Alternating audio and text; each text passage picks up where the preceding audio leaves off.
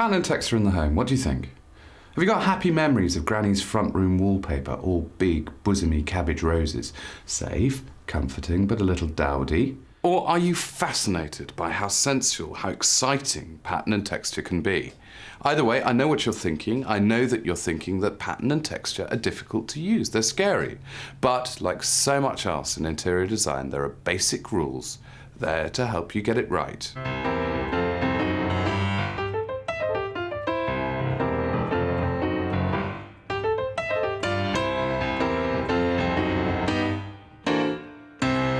Texture and pattern are closely related design elements.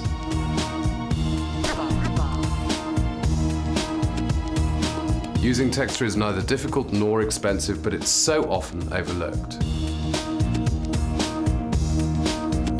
There is something inherently satisfying about a repeated design, and every culture has evolved different ways of making patterns. Pattern has never been so widely accessible, but like every other element in the interior, you need to know how to use it successfully. Here in our secret scientific studio laboratory, we've recreated the average British room, and I'm going to use this to show you how pattern and texture can soften sharp angles, create a period atmosphere, even trick you into thinking that a room is bigger than it actually is. We'll find out how certain patterns have a phenomenal ability to disguise badly proportioned rooms. Nowadays, busy, exciting patterns are more often to be found on gallery walls, or in this case, floors. Now, I'm not saying that you should have stripes on your living room floor. I just want you to be a little less timid when thinking about pattern, because pattern is a brilliant carrier for personality. Think romantic, think florals, think cabbage roses, think gardens of romance, think poppy.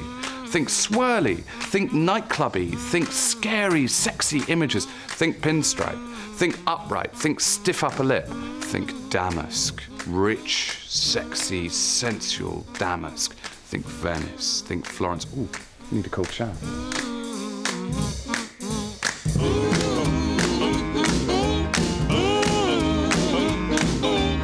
Attitudes towards pattern in Britain go in cycles. Fashions come and fashions go. Taste and style go round in a great big wheel like that. At the end of the last century, pattern was at the top of the fashion cycle. The Victorians adored pattern. The Houses of Parliament and the Palace of Westminster are great examples of Victorian Gothic, unrestrained interiors. From the 1840s through to the 1930s, Britain had a love affair with pattern. Indeed, most of our houses were designed with pattern in mind. Houses like this.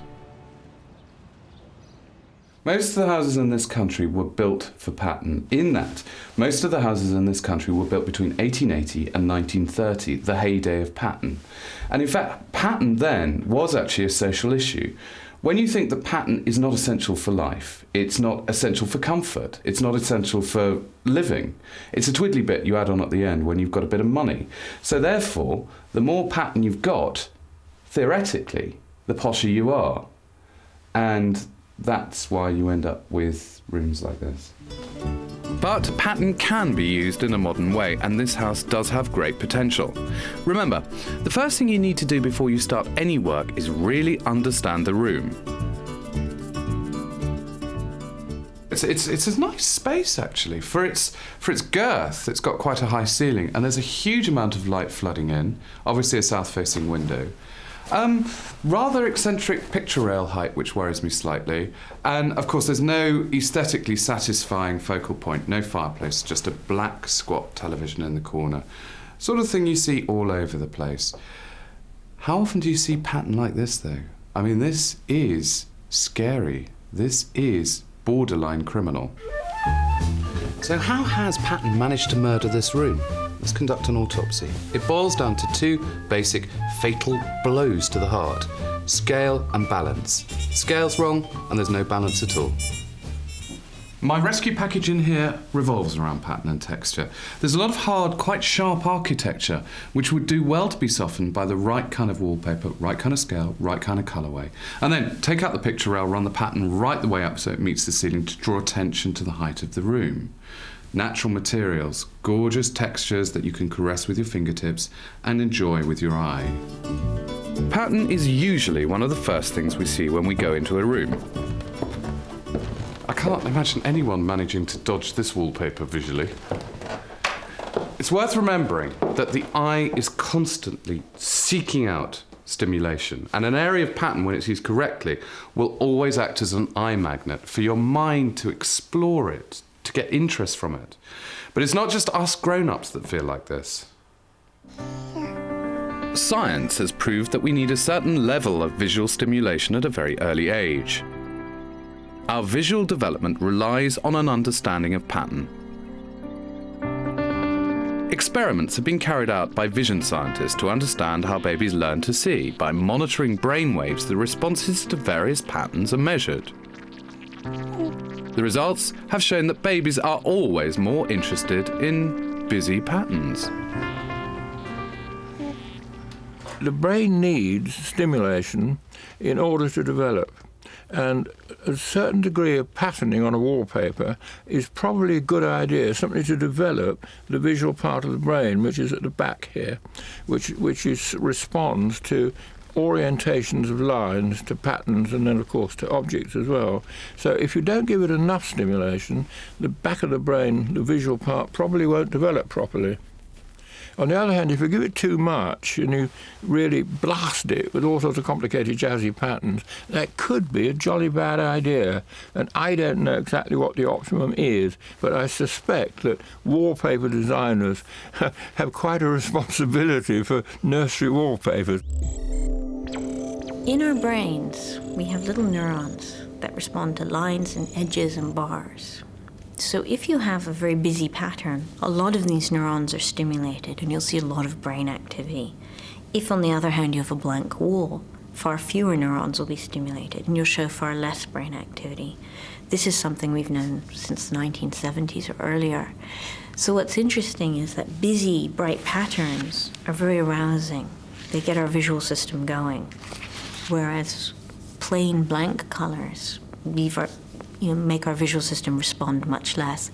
And there seems to be a happy medium between how much we want to be stimulated and how much we want to be soothed.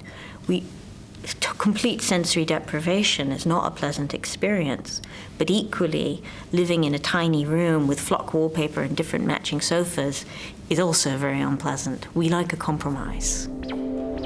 So, if human beings are instinctively drawn to and excited by pattern, and we've all grown up in a country with such a rich pattern heritage, then why now are we so scared to surround ourselves with the stuff?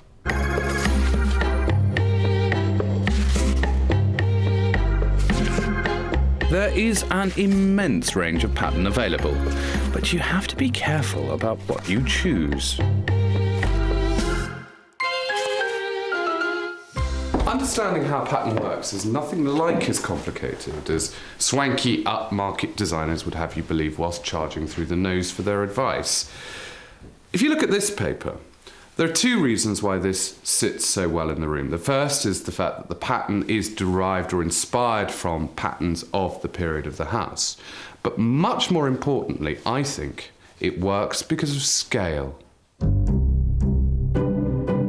So why is that? Let's go back to the studio. With wallpaper, there's a very, very basic design rule, which is to understand the relationship between the size of the pattern and the size of the wall. What you don't want to do is that. Subdivide your wall into blocks, in this instance 60 centimetres square, that thoroughly draw attention to the fact that you've only got 4 up and however many across. Wallpaper has the most fantastic ability to draw a veil over dodgy proportions. Getting the pattern and the scale right means that you no longer see your low ceiling or your short wall. Having said that this is so bad, don't start thinking, well, I'm never going to use a white wall with a black grid on it. Imagine this is a more conventional wallpaper with a flower there, a flower there, a flower there, a flower there, a flower there. You're going to spend the whole time counting the flowers.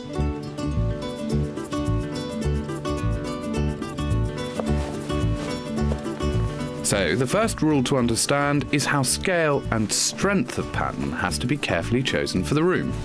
Too bold a pattern, as in here, will have the effect of closing down a space. It's one thing being so brutally dismissive about a wallpaper being the wrong scale, but what does that mean? If you look at this wallpaper, there's a dominant feature which, should we call it a cannabis leaf, just for the sake of argument? And then, measuring the space in between the cannabis leaves vertically, we've got about 70 centimetres, which is about 28 inches. Now, what has happened is that because the picture rail's so low, we've only got 3 cannabis leaves in a row. Instantly, the ceiling's been brought down and the room's been brought in. This wallpaper, scarily, would in fact look better in a much larger room. So, what sort of wallpaper should we have in our room?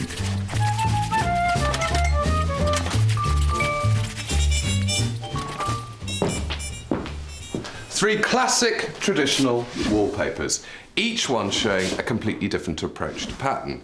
What I find quite interesting is the fact that 100 years ago, each of these would have been huge, massive, great big patterns designed for lovely, huge, stately rooms. But now, they've been completely redrawn, completely redesigned to fit our kind of spaces. In fact, to fit into a room like this.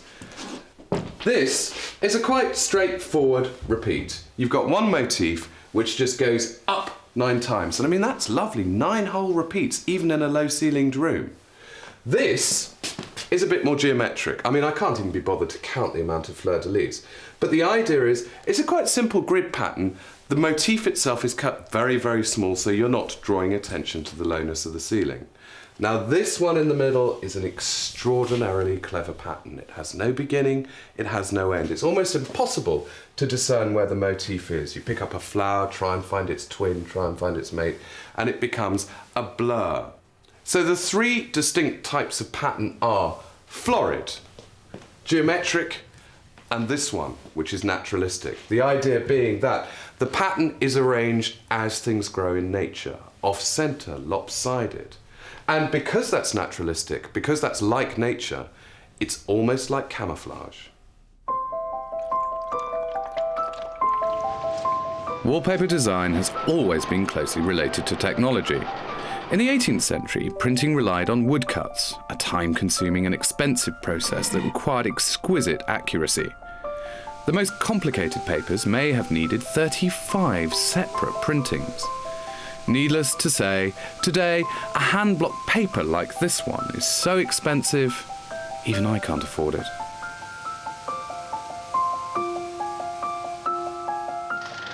From 1840, patterned wallpaper became available to the masses and remained at the forefront of interior design right through until the 60s, when it really was the only way to keep up with the Joneses. The new Crown vinyl wall covering. John's just finished papering with it.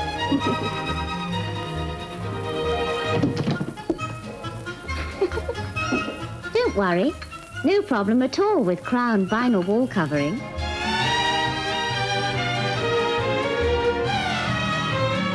But why did he throw the trifle at it? He doesn't like trifle. He doesn't like coffee either.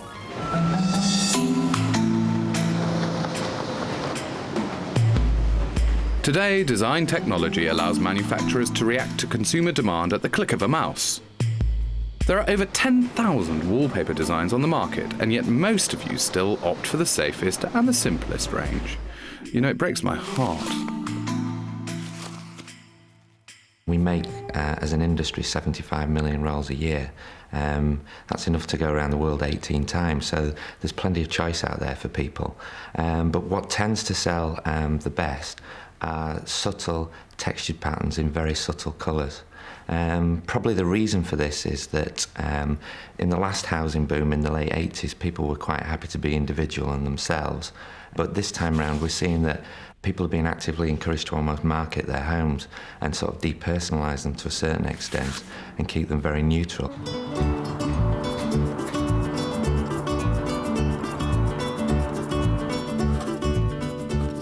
You see, I do understand you lot, and because I know you're all pattern scaredy cats, I've chosen a very subtle but nevertheless elegant floral pattern for the front room at number 37. The other changes I want to make in here include reinstating the fireplace to provide a more pleasing focal point than the television, and the picture rail has to go. Because I have absolutely no intention of using the picture rail to hang pictures from, I feel quite comfortable in the concept of removing it altogether, because I want this room to be an uninterrupted sea of pattern from the skirting right the way up to the ceiling. Elegant, dignified, restrained, but homely. Had I chosen a geometric design of wallpaper for this room, the effect would have been completely different. Geometric patterns often derive inspiration from our classical past, and in fact, the late Georgians used them to draw attention to the rhythm and symmetry of their architecture.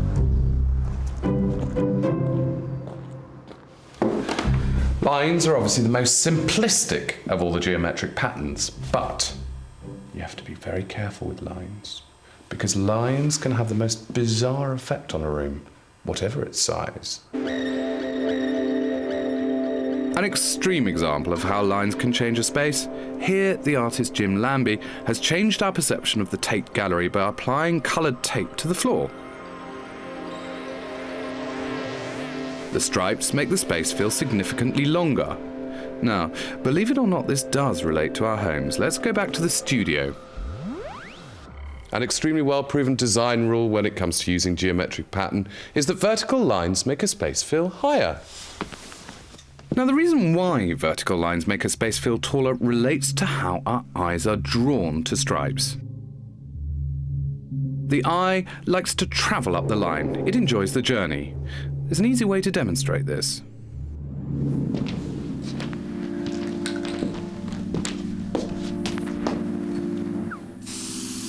The Muller-Lyer illusion is one of the most famous visual tricks.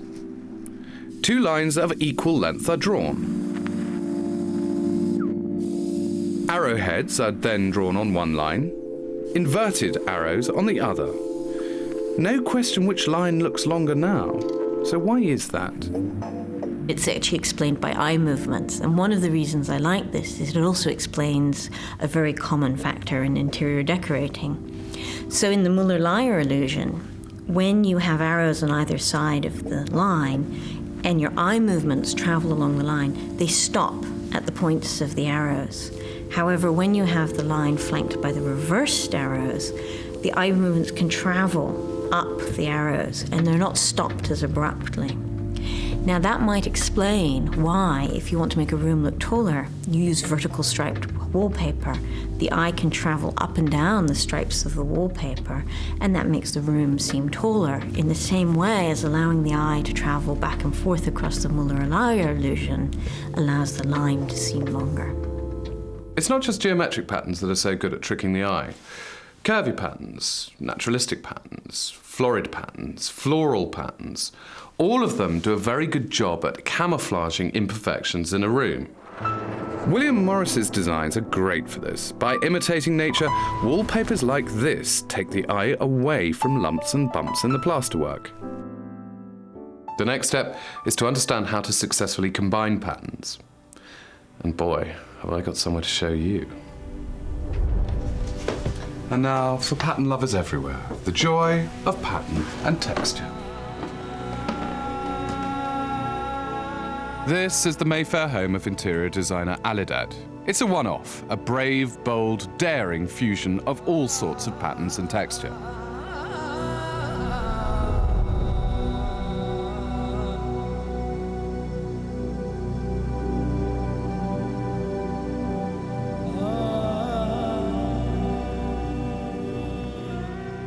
So what's going on here? Why does this work? Is there a cookery book type recipe that explains how this interior looks so good? I mean, one thing's for sure, it uses an enormous amount of spice and a lot of flavours. So how are those balanced? There are 3 basic guiding rules that pulls this off.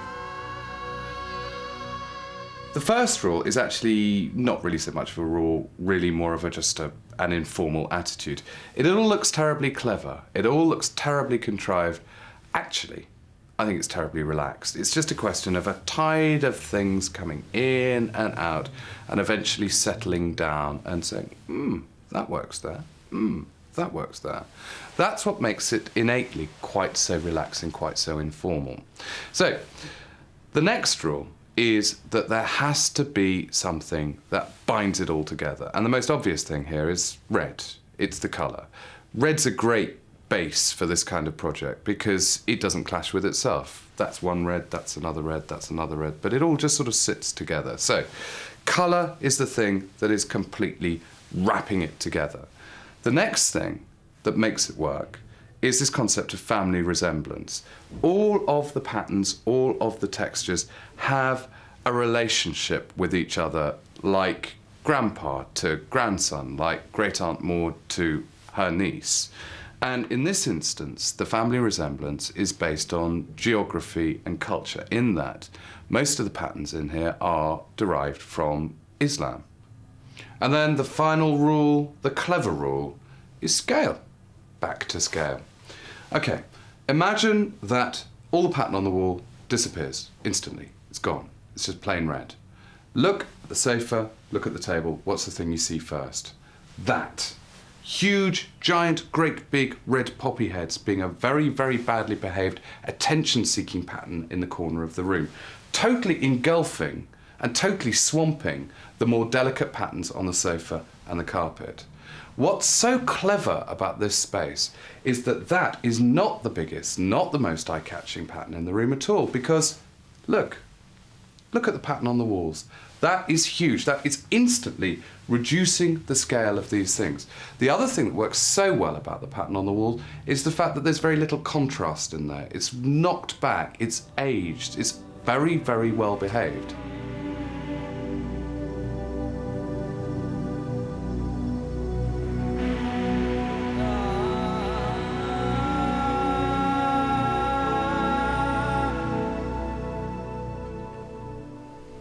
And this, of course, is the other end of the pattern spectrum. Discreet, polite, the perfect background.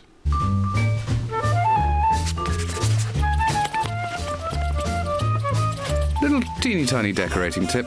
Another advantage of this kind of design is that it's really easy to line up. Go on, have a go. So what is this pattern doing for this room? Fundamentally, it's distracting the eye, taking the mind away from the corners and the edges. It's flattening the space off, but at the same time making it more homely. When you think about it, pattern is nothing more than two-dimensional texture. It's visual texture. But why not make that leap and actually go for a room you can touch and feel?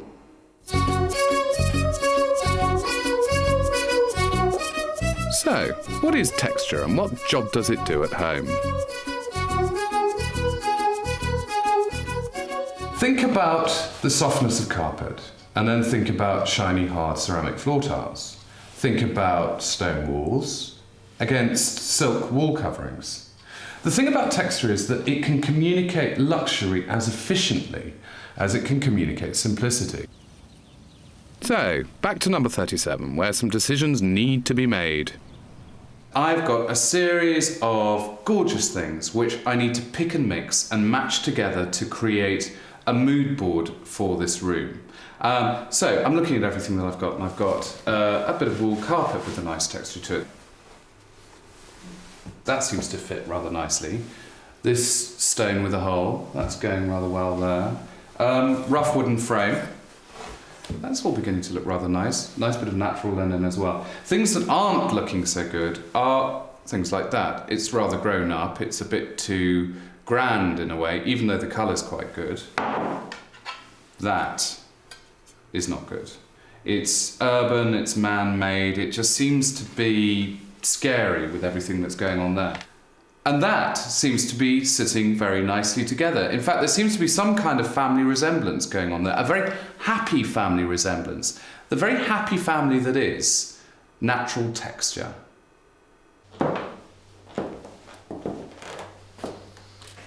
Roughness, naturalness, the homespun, those aren't the only textures, of course. In fact, imagine how dull the world would be if they were. Texture can also be silky, it can be glossy, it can be luxurious, it can be refined. Texture is extremely important to humans, I think because we're so tactile, but it remains one of the most undervalued of all the senses.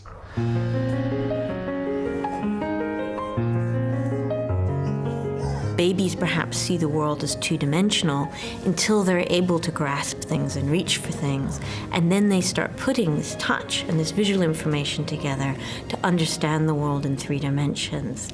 And one of the things that's striking about babies is between about 4 and 7 months, they spend a lot of time looking at objects, grabbing them and looking at them and grabbing them. That's what they're doing at that age. They're learning how to integrate their touch and their reaching behavior and their sense of depth. My own opinion is that touch is actually the primary sense, really more important than vision, and that vision depends on touch. That if we hadn't handled objects, dropped things, broken things, drunk from mugs, hit things and so on as children, as babies, then the image in the eye would really be meaningless. It would just be a load of patterns and not evidence for objects. Hurrah for science! But what you need to remember in the house is one simple fact. Think about the textures you're using. Are they shiny? Are they hard? And then try and mix them, or preferably balance them as much as possible. One of the most important rules you need to understand about texture is it needs light. And it needs light like a flower needs rain. I know I've told you this before, but it is important. Understanding how daylight affects a room is a fundamental rule of design. Maximizing daylight in a room will bring out the best in textured features or objects. I mean, look how good I look. Light isn't the only thing to be affected by texture. Texture has huge impact on sound as well. Take these floor coverings.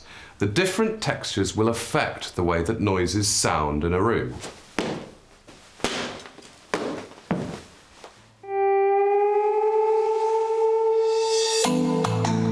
Back at number 37, work is complete.